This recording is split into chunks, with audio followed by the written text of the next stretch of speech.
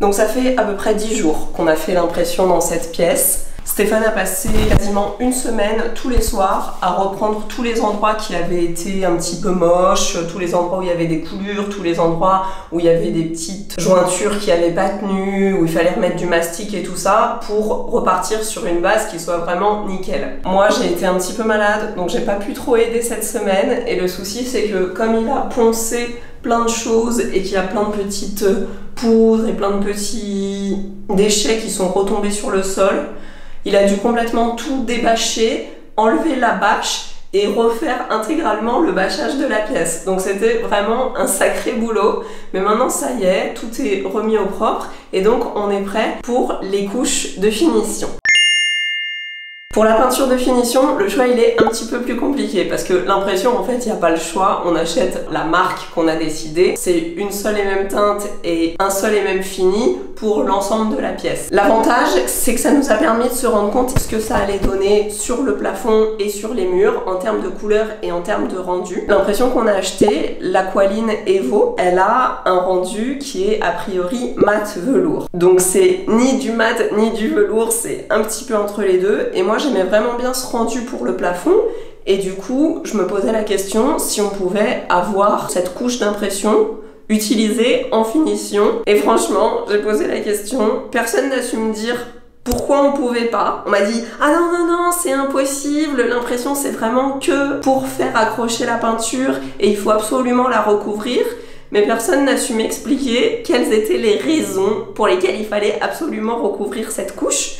Donc si vous le savez, merci de me le dire dans les commentaires. Sur la peinture de finition, il n'y avait pas cette même texture. La plupart des marques proposent du mat, du velours et du satin. C'est les trois principaux, on va dire. Après, il y a des marques qui proposent aussi des intermédiaires. Donc pour le plafond, on a hésité entre prendre une peinture mat ou une peinture velours. Finalement, on a opté pour du mat. On va voir ce que ça va donner. Et par contre, pour les murs, on a choisi du satin parce qu'on voulait vraiment un aspect un petit peu plus brillant. Maintenant, en termes de couleur, on avait décidé de faire cette pièce intégralement blanche parce que comme elle est déjà très moulurée, qu'il va y avoir en plus les portes de placard, le papier peint derrière le lit, on voulait pas que la pièce fasse trop chargée avec en plus de la couleur. Sauf que cette peinture blanche, c'est une peinture blanche basique. En fait, quand on achète un pot de peinture blanche, c'est une peinture où il n'y a pas du tout de pigment à l'intérieur. La nuance de blanc peut varier légèrement entre les fabricants parce que ça dépend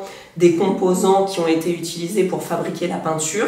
Et finalement, après l'avoir vu au mur, on a trouvé que pour cette pièce, on voulait pas un blanc pur. Parce que déjà, Stéphane dit que ça fait hôpital. Mais en plus, je sais pas si vous vous souvenez, mais nos vitres de fenêtres sont vertes. On peut voir que ces vitres sont vertes.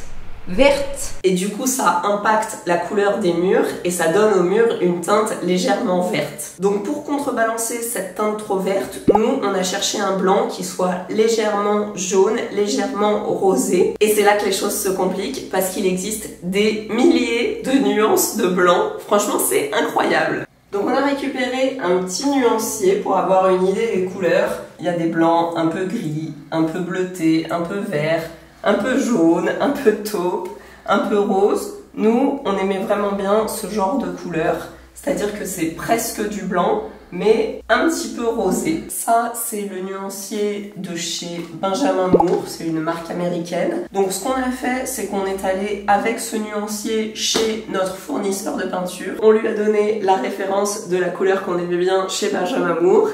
Et apparemment, il a été capable de nous la recréer dans notre pot de Aqualine. Donc maintenant, on va passer à la peinture et on va voir ce que ça donne.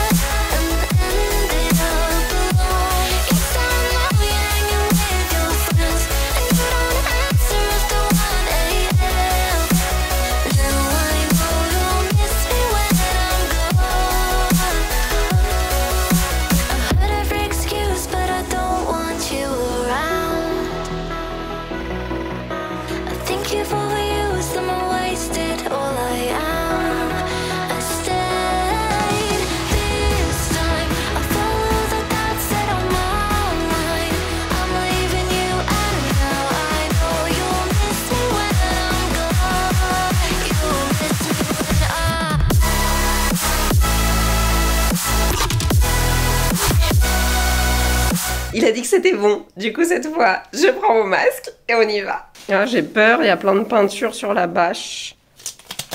Attends. Oh, ça sent le chaud à l'intérieur. Chaud et humide.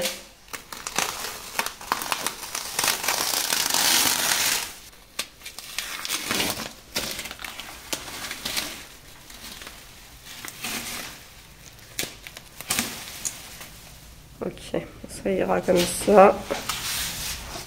Ah, ah, je suis collée. C'est bon, c'est bon. Ça a l'air beau. Oh, ça colle par terre.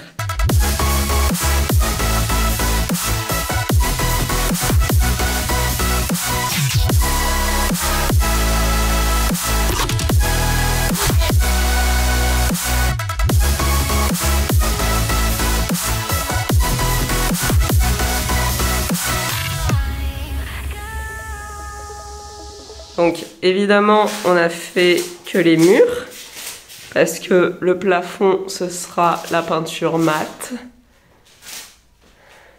Et on va déjà faire les 2 couches pour les murs et puis après on fera le plafond.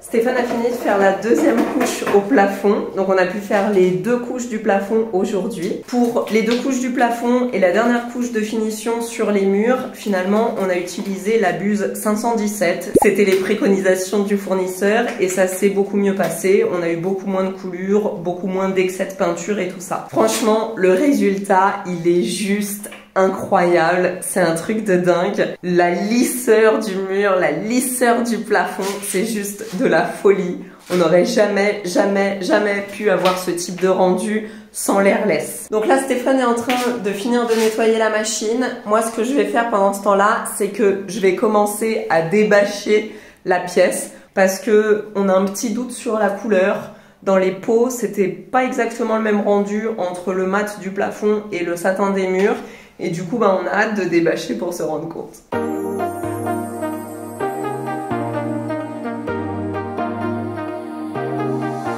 I got you and your vibes in my mind, I can't get them out, no matter how hard I try. I need you and your heart next to mine, yeah, I'm all about keeping it you and I. When you're here, you spark chemical reactions, your aura strikes like lightning. Got no words, I'm just drowning in attraction. Only one way to describe it. It's electric, can you feel it?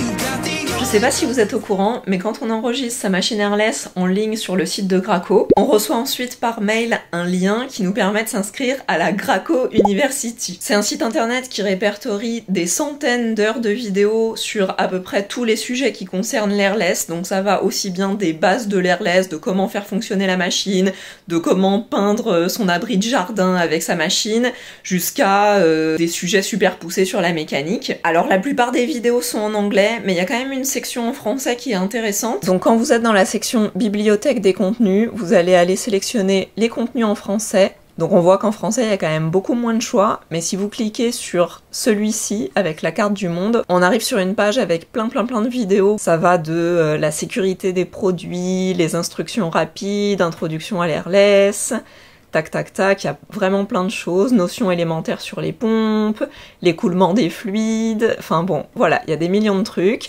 Et quand on clique sur une vidéo, ça se présente vraiment comme un module de formation, genre les formations d'entreprise. Et c'est comme ça pour tous les modules, mais surtout, ce que je voulais vous montrer, c'est que quand on va tout en bas de la page, tac tac, bon c'est un peu long, on tombe sur une rubrique qui s'appelle « Les notions élémentaires de la pulvérisation sans air ». Et si vous cliquez sur le deuxième intitulé, ça vous ouvre un PDF de 48 pages qui est vraiment une bible sur tout ce qu'il y a à savoir sur l'airless. Et puis après, il n'y a plus qu'à mettre en pratique. Alors bien sûr, on n'y arrive pas du premier coup, mais on s'améliore à chaque fois. Si toutes ces infos vous sont utiles, laissez-moi un petit pouce en l'air pour me soutenir. Abonnez-vous à la chaîne si vous êtes curieux de voir la suite des avancements du chantier. Sur ce, je vous fais des bisous. Et je vous laisse avec les images de la chambre toute peinte. Eh ben, qu'est-ce qu'il fait le petit Stéphane? Ah, tu prends tes marques dans la pièce. Ah bah je préfère largement cette vue que celle des plafonds tout pourris qu'on a dans les petites chambres.